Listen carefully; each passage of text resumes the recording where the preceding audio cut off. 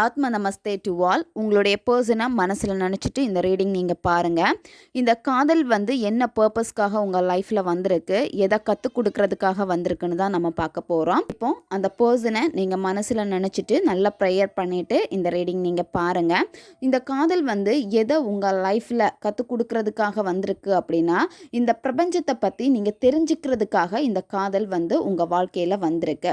இந்த காதல் உங்களுக்கு வலியை கொடுத்தாலும் நீங்கள் தனியாக தனியாக நிற்கிறப்போ இன்னும் நிறைய விஷயங்கள் உங்கள் வாழ்க்கையில் நீங்கள் கற்றுப்பீங்க. அதாவது நீங்கள் இன்னும் எப்படி ஸ்ட்ராங் ஆகுறது, இதிலேருந்து எப்படி நம்ம இன்னும் மேலே வர்றது, உங்களுடைய கரியராக இருக்கட்டும், நிறைய விஷயங்கள் நிறைய அனுபவங்களை இந்த காதல் உங்களுக்கு கற்றுக் கொடுத்துருக்கு. இப்போ நீங்கள் பக்குவப்பட்ட ஒரு பர்சனாக மாறிக்கிட்டே வரீங்க. யார்கிட்ட எப்படி நடந்துக்கணும், எப்படி பேசணும் அப்படின்னு இது உங்களுக்கு நிறைய விஷயங்களை கற்றுக் கொடுத்துருக்கு. நீங்கள் இந்த நேரத்தில் செய்ய வேண்டியது பிரபஞ்சத்தை இறுக்கமாக பற்றிக்கோங்க. பிரபஞ்சம் கண்டிப்பாக உங்களை வழி நடத்துவாங்க. ஏஞ்சலோடைய பிளஸ்ஸிங் எல்லாமே உங்களுக்கு இருக்குது.